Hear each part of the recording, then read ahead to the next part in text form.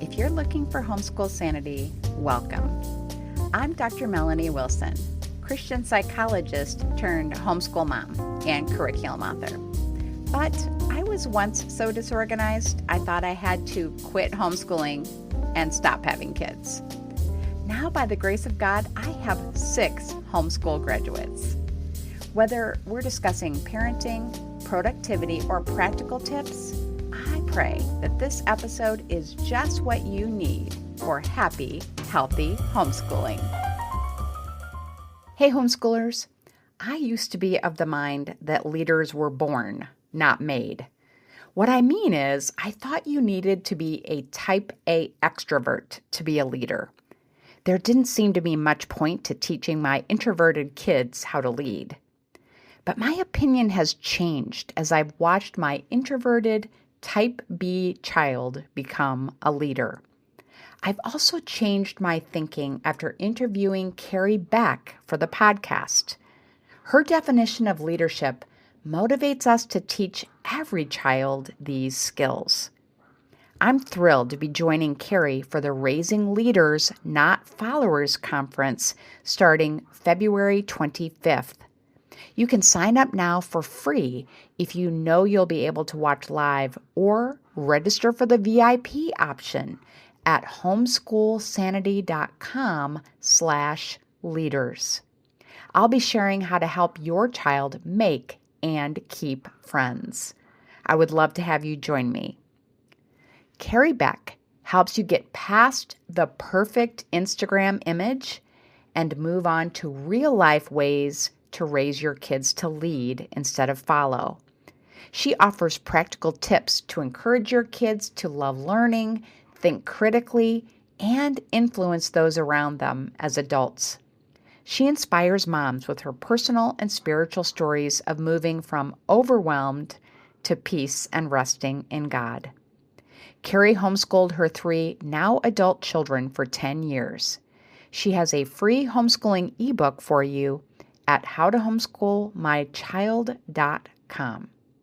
Before I share our chat, I'd like to thank Now Programs for sponsoring the podcast. We first noticed Asher was having difficulties with learning when he was about 5. We ended up having him privately tested, and of course it came back that he was dyslexic. It was super overwhelming. Like there was just list and list of all these programs. So we started talking to people and felt like everybody was just saying something different. I hired the lady that had tested him. She tutored him for a year, one-on-one, 4 days a week. She came to me and was like, it's not working. Thankfully, she had met Dr. Conway. She just highly suggested the Morris Center. From there, my husband and I got in touch with the Morris Center, and Dr. Conway spoke with us over the phone, and you could just really tell his expertise in dyslexia. Enroll your child or teenager at themorriscenter.com, or for virtual sessions, visit nowprograms.com. Kerry, thank you so much for joining me here on the Homeschool Sanity Show. I am excited to talk about leadership and how we can train our kids to be leaders. But before we jump into our topic, I would love to have you start us off by telling us more about you and your family. Oh, thank you. Thank you, Melanie, for having me here. I'm really looking forward to this. It's a topic near and dear to my heart. Well, as far as our background, all my kids are grown. We have 4 grandkids, one on the way in January. So anyway, so I have 3 kids. We homeschooled for 10 years, and it was sort of in the middle. I didn't know, I was never, ever going to homeschool. I was like, that is for someone else. I was a public school teacher. I was like, okay, honestly, I just thought homeschoolers were too lazy to get up and get their kids to the school. And I would never say that back then. But now I'm just like, Kerry, why did you have that attitude about it? Anyway, I have a whole different attitude about it now. But my kids were going to a private Christian school, and when my oldest was in 4th grade, she had already been bullied in 3rd grade, and we pulled her out in January to homeschool her, but really what I was doing was just continuing what they were doing at the school. And then we put her back in fourth grade, just thinking it was going to have, new situation. And it was horrible. It was just miserable. They would have 5 tests on one day. And anyway, I can go on and on about that, but that was God saying, y'all aren't listening to me. I want you to homeschool. And so we brought our oldest two home, Ashley and Gentry. They were going to be in third and fifth grade, and Hunter was going to be in kindergarten. And since I was trying to figure this out, even though I have a master's in curriculum and instruction, we were like, we're sending him to kindergarten and we'll figure this thing out. And so we did. And I personally, I do have a master's in curriculum and instruction. I have learned more about education as a homeschool mom. I mean, all I learned was how to do traditional school. And I learned so much more. I mean, that first year, I got to use real books, which was always my desire as a fifth grade teacher. That was the one thing I knew. The rest of it, it just sort of came and went, and I grew in how we homeschooled. But that's sort of where we are now. I'm watching my kids and the grandkids, and we'll just sort of see what happens with them as well.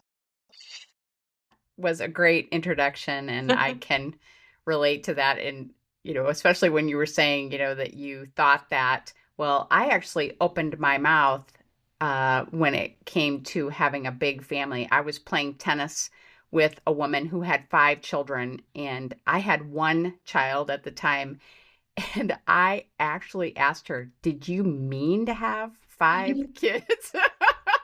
Like, did you wanted that? And I have so many times wished that I could find her. I don't even remember her name, and just say, I have 6 kids. I was an idiot. I am so sorry for saying that to you. So just so you know, we can grow and change, and it allows us to have grace for people who say the wrong thing, right? Well, I didn't publicly say I didn't want to homeschool. That was just where we were. My husband, on the other hand, he didn't have a problem telling people that we weren't ever going to homeschool. Then, fast forward 10 years or whatever into homeschooling, we're speaking at homeschool conventions. Like, there's a little flip in all of that. So, yeah. We can change, and thank God for that. So, starting with our topic about leadership, and it's related, my first question, to traditional schooling, which is what you chose originally. You have said that traditional schooling can train kids to follow rather than lead. And so, how can homeschooling really provide an advantage in helping our kids develop leadership skills? Well, I think one thing is homeschooling gives you so much more freedom, but we've got to change our mindset. Our mindset, most of us, I mean, as the years go on, there are more and more second generation homeschoolers. But for the most part, I grew up in the public school. I was trained as a public school teacher. I taught public school. I knew that, I call it a conveyor belt. How you put someone on a conveyor belt and you just move them through 12 stages, you give them a stamp of approval, and they're ready for the job market. So that is one thing. I will say this. I think when we're changing our mindset, it's really good to go back. Some of us may not know the history of education, because really what we see today is not historical about what was going on for centuries. And I would just say that back in, I think it's 1909, there is a quote that says, we want one class of students to have the privilege of a liberal education.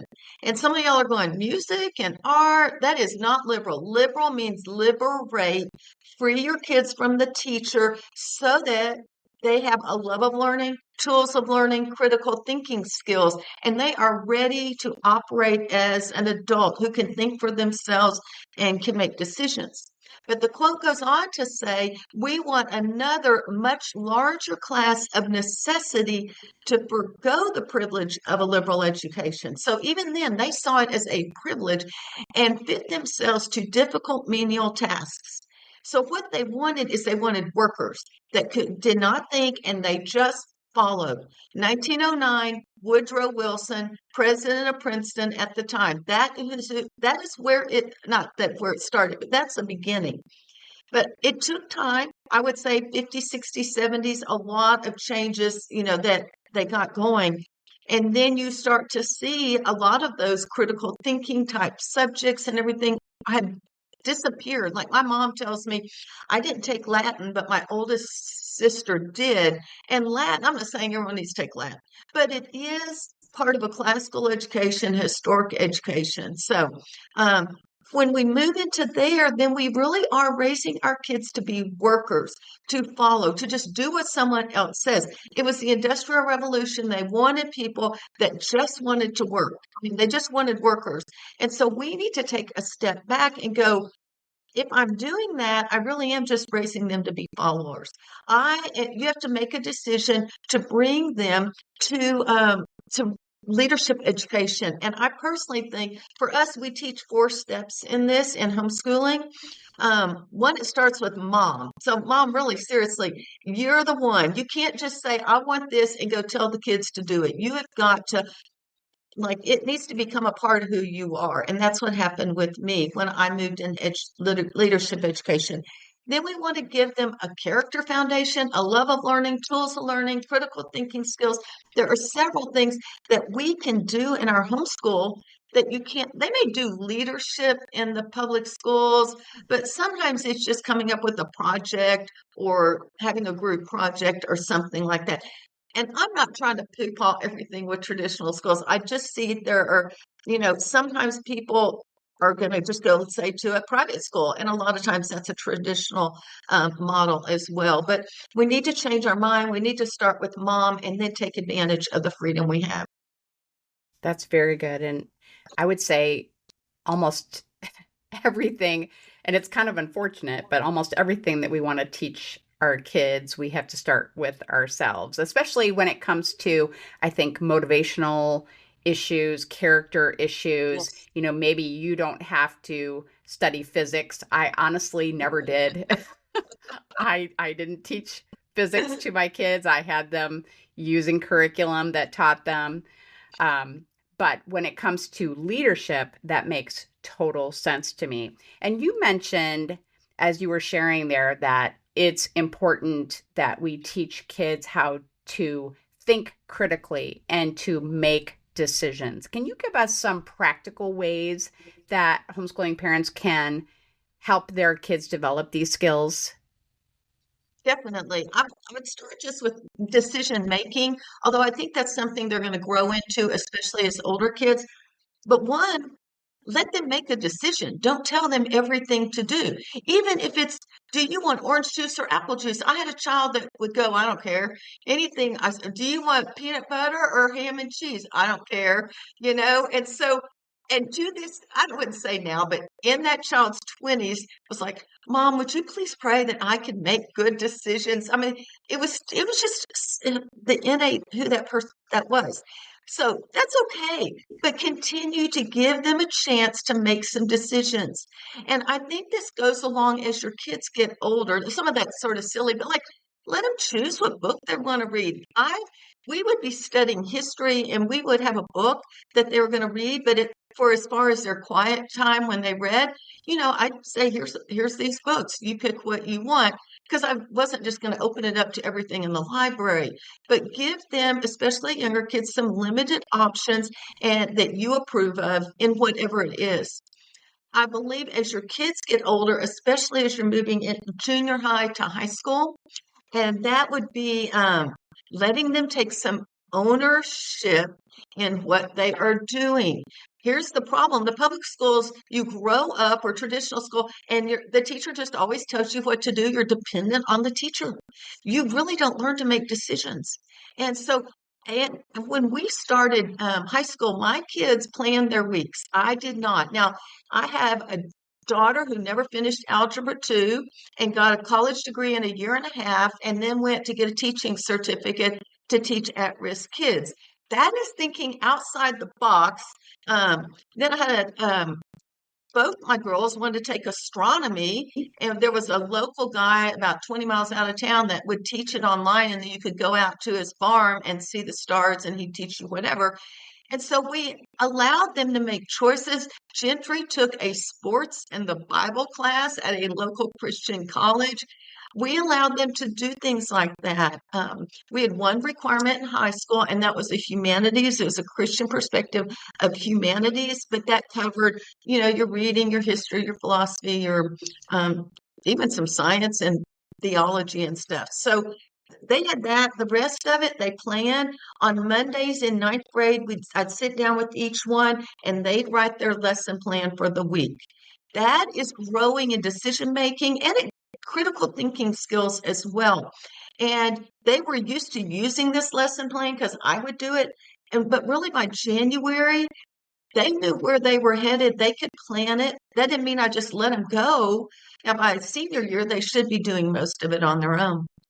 So that's decision making. The critical thinking skills, I personally think, sort of kick in. And I don't know if you'll agree with me, but they kick in when that abstract thinking kicks in around 12, 13. Kids are different, but around that junior high-ish age. And they want literal everything when they're younger, as far as their brain development. Then they want to argue with you. And so it is time to start dealing with some abstract ideas. So I tend to spend more time doing really critical thinking in the high school years. And then in those younger years, we're just doing like narration, telling it back. Now we'll still talk about what's right, what's wrong, did they act? Everything I sort of want to do is through the Bible lens. And so we would talk about that, compare and contrast. But when they got to high school, we used a read, write, discuss method. So every day they read part of a book, and I was reading the same book with them. Every day they wrote in a reading journal, one page, that's it, not for writing, grade, just write about it. Don't tell me the story again. Write about it. That means they have to start thinking how, why, how to compare this person, that person. And you have to sometimes help them to get started. And then once a week, we would do discussions on that book. And we did all sorts of discussions, especially sports at the dinner table. And they all have very strong opinions. So we learned to communicate and persuade as well. But those are just some thinking skills and some making decision ideas. That's excellent. Really, really excellent. And it seems like those, decision making, critical thinking, they're related to kids taking responsibility. I mean, you can't be a leader unless you take responsibility. So can you share with us some examples of some age-appropriate responsibilities that we could assign to our kids that will help them develop those leadership skills?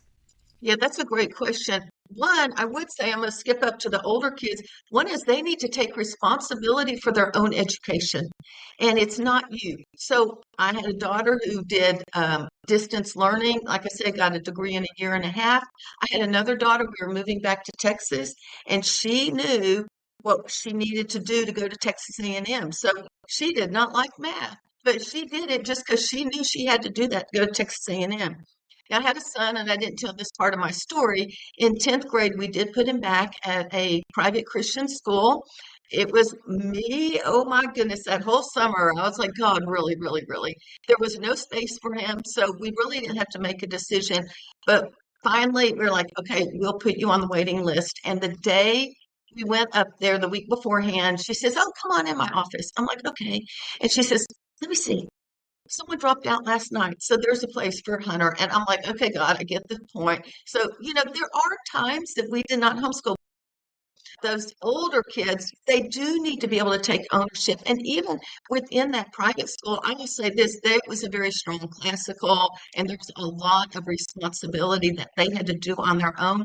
So we did teach study skills, time management skills, and all three of my kids are like, Mom, thank you. My friends that went to whatever school did not, like one of my Gentra's like, yeah, she was a sophomore, junior in college and says, "Thank you so much for what you did. My friends were not prepared at all for college." And not just to study for class, but just to manage their time and organize their time. That is part of responsibility. And if you're telling them, okay, from 10 to 10:30, you do this, and high school, they better be able to figure that out on their own. And if not, you walk with them and help them. But hopefully, you've been doing that since the beginning. With some of the younger kids, I would say responsibilities, I would encourage them on service, finding ways to serve others. I personally think servant leadership is really right up there, top of the line when it comes to leadership.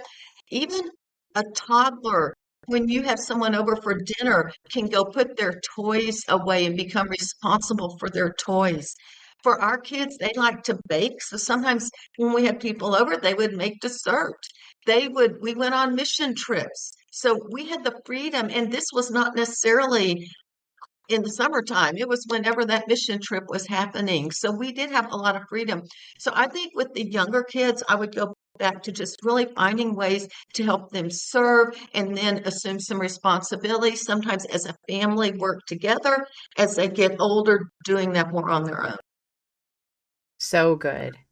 And, there are many examples of just small tasks that you can assign a child. It doesn't have to be like this lofty leadership role as you're suggesting here. I mean, even just saying, you're in charge of this chore, you're in charge of making sure the dog gets fed or walked or whatever. And, it's training for leadership, because leadership isn't always glam and and glitz, that's for sure. So I love that you're emphasizing servant leadership. The one thing that immediately crops up, I think, when we talk about raising leaders, training leaders, is there are parents who have kids who they're not leaders. They just don't seem to be natural leaders. I definitely had kids like that. Either their kids lack confidence or they just don't have the desire to take initiative. So how can we as parents nurture relationship qualities in a reluctant child?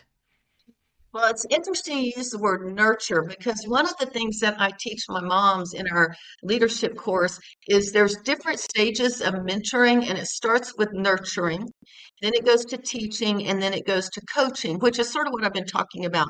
When they're young, and I think about baking cookies with my kids when they were little. I did most of it. They dumped something in or stir or whatever, but they certainly weren't going to put those cookies in the oven. So I was doing most of the work. They were watching and I was modeling. So I think, again, it goes back to we need to be modeling. What does it look like to be a leader? And I would like to say this. Some people think leadership is just being the mayor of the city or head of the elder board or CEO of a company. John Maxwell says leadership is influence, nothing more, nothing less. And he's written a gazillion books on leadership, Mr. Expert on it. Leadership is influence. And so we do need to take a step back and go, how are our kids influencing? Can we raise them to simply influence those around them? Moms and dads, you are leaders in your home. You need to be modeling, how do you influence your kids? How do you influence those people that you come into contact outside your home? Like, again, it's not this necessarily big role. There are people with really big roles and teams and all of that. And yes, we can prepare them, I think, especially as they get older. But with those kids that are reluctant, let's say, I would say you need to stay in that nurture stage until you're ready to maybe teach them the next step in leadership. And so that means you are walking alongside them, and it takes more effort, because you can't just say, okay, go do that, and I'm going to sit over here and do whatever I'm going to do. So it does take working together and finding things, I would say, that your child is interested in.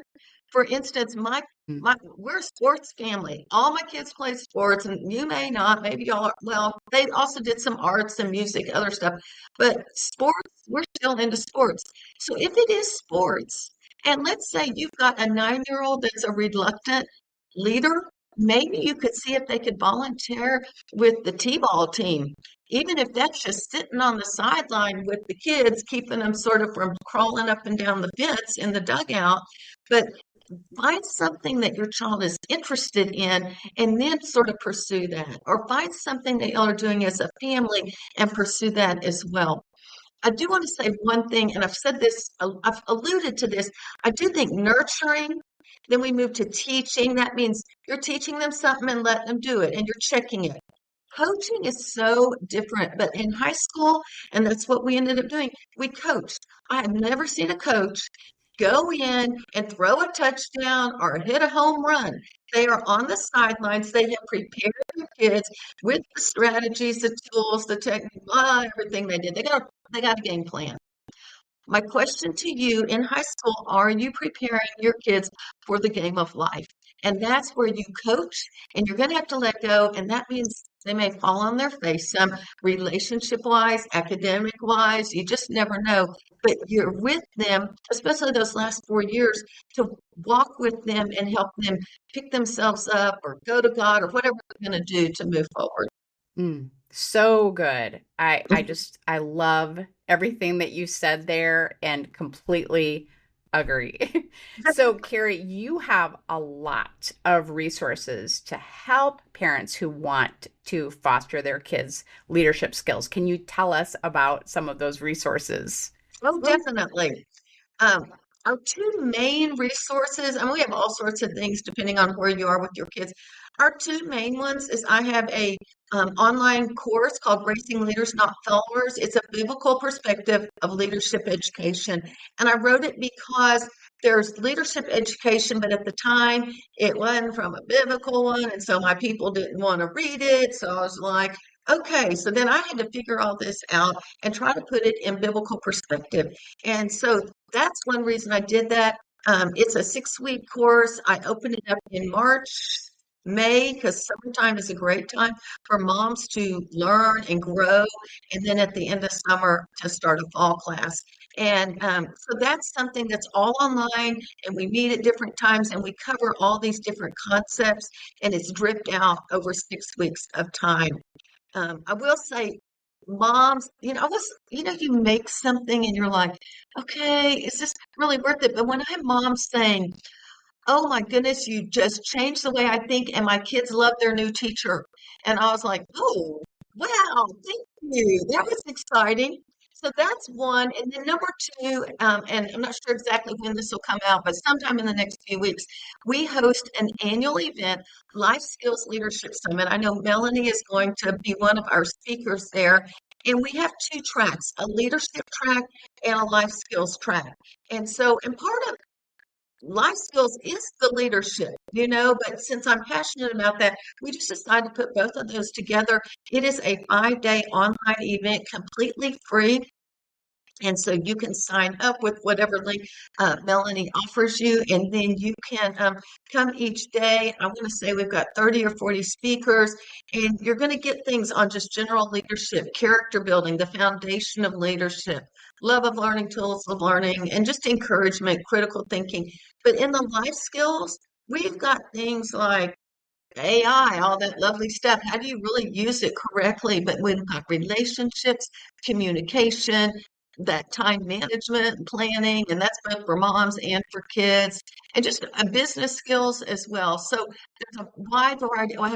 We are getting home skills, like we got a quilting person and a cooking person. And so to me, I'm like, oh, that would be fun. Now we needed someone to teach us how to change the oil in our car. And I haven't found that person yet. But anyway.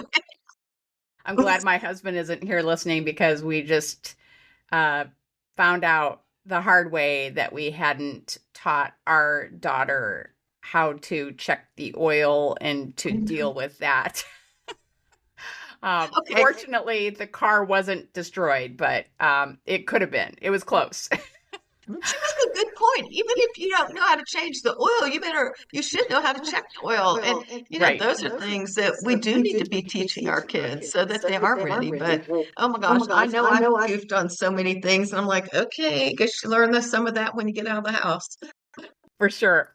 Okay, so I am going to share the link in the show notes to the Leadership and Life Skills Summit. But where can people find out about your leadership course and connect with you online? Well, I have a website, howtohomeschoolmychild.com, and it has everything. You could go to the shop area. You'll probably, if you're listening to this right now or when it publishes, the leadership course will be a wait list. So you just sign it up. But probably in 2 or 3 weeks, we're going to open it up. We'll have a whole week of extra bonus items when you sign up. So that's one thing. We also have a Facebook group with almost 9,000 people in it. That doesn't mean they're there every day, but it's a good interaction thing as well. So there, the blog, and then we have a podcast also, Homeschool Coffee Break. Wonderful. Well, I will definitely fix our listeners up with the links to all of those. Kerry, this was wonderful. I wish I had kids to teach all over again because I think I just love that whole influence concept. So valuable. But I am thrilled that our listeners are able to take advantage of your wisdom and experience. Thank you so much for joining me. Well, thank you for having me. I really appreciate it. To find the links to the Leadership Conference and Kerry's resources, check the show notes at homeschoolsanity.com/leadership. Have a happy homeschool week. Thanks so much for listening to the podcast. I hope something you heard was encouraging. If you have a personal question to follow up, don't hesitate to message me. I'm at Homeschool Sanity on social media. Be sure to check my free resource page at homeschoolsanity.com/resource and find Sanity Saving Curriculum at funtolearnbooks.com. This has been a production of the Ultimate Homeschool Radio Network.